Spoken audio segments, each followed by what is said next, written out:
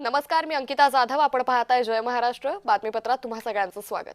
बातमीपत्राच्या सुरुवातीला बातमी आंतरराष्ट्रीय स्तरावरून. अमेरिका आणि इस्रायलच्या संयुक्त कारवाईत खामेनींचा मृत्यू झालाय. इराणचे सर्वोच्च नेते खामेनी यांचा मृत्यू झालाय. इराणच्या वृत्तवाहिनीनं या वृत्ताला दुजोरा दिला. इराणमध्ये 40 दिवसांचा दुखवटा जाहीर करण्यात आलाय. अयातुल्ला खामेनी यांच्या कार्यालयावर क्षेपणास्त्र डागण्यात आलं तेव्हा ते कार्यालयातच होते. इस्रायली हल्ल्यात 7 इराणच्या कमांडर्सचाही मृत्यू झाल्याची माहिती आहे. खामेनींच्या घरातील 4 जणांचाही मृत्यू झाल्याची माहिती सध्या समोर येते. ये बहुत बड़ा हादसा है।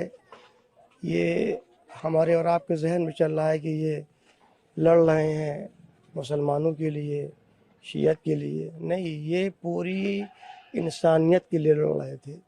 जहाँ कहीं भी कमज़ोर हैं, ज़ईफ़ हैं, जिन पे जुल्म किया जा रहा है, इनको दबाया जा रहा है, उनके हक़ में तन्हा एक शख्स बोलने वाला था, जिसका नाम सैयद अली ख़ामेनी है।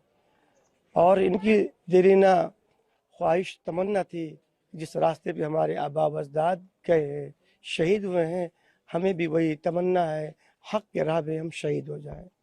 इन्होंने अपने आप को झुकाया नहीं, बल्कि जुल्म के आगे इन्होंने सिलेंडर नहीं हुए।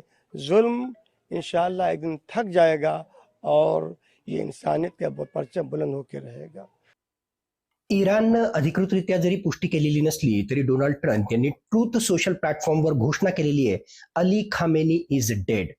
मग जर अली खामेनीचा खरोखरच मृत्यू झाला असेल तर आता पुढे इराणचं काय होणार, हा सगळ्यात मोठा प्रश्न त्या ठिकाणी आहे.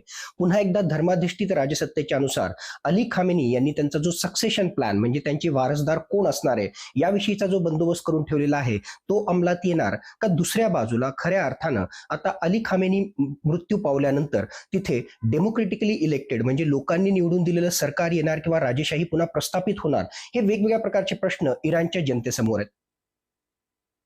जर अली खामेनी हे मृत्यू त्यांचा त्या ठिकाणी झाला असेल, मागच्या काही दिवसांमध्येच त्याला या प्रकारचं इंडिकेशन होतं, म्हणूनच त्यांनी त्यांचा सक्सेशन प्लॅन त्या ठिकाणी तयार केला होता की माझ्या मृत्यूनंतर मुळातच इराणच्या धर्माधिष्ठित राजसत्तेच्या कॉन्स्टिट्यूशनच्या अनुसार, त्यांच्या नियमांच्या अनुसार कशा प्रकारे त्यांचा वारसदार निवडला जाईल.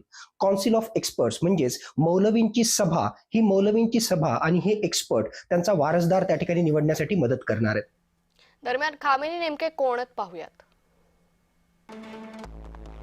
इराणमधील दुसरे सर्वात शक्तिशाली नेते होते.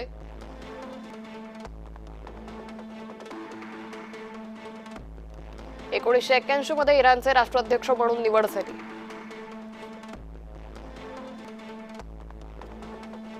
एकोणीसशे 89 पासून सत्तेच्या सर्वोच्च पदावर विराजमान होते.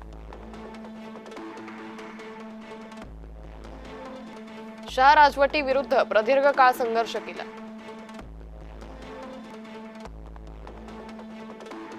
इस्लामिक क्रांतीनंतर देशाचे प्रमुख म्हणून निवड झाली.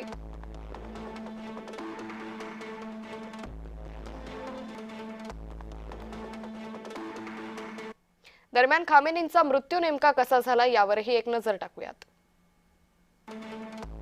कार्यालयात काम करत असताना खामेनींचा मृत्यू झाला. खामेनींच्या कार्यालयावर हल्ला झाला होता. खामेनींचा एका मोठ्या स्फोटात मृत्यू झाला.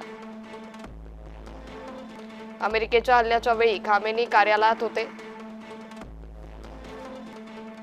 कार्यालयात काम करत असताना खामेनींचा मृत्यू झाला.